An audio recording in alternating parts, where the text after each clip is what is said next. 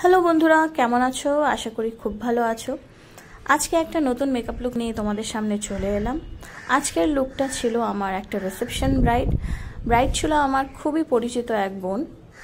তারই রিসেপশনের এই লুকটা আমি করে দিয়েছি। আগের দিন যে লুকটা আমি করেছিলাম সেটা ব্রাইডাল লুক ছিল, সে আমাকে দুদিনের জন্য বুক করেছিল।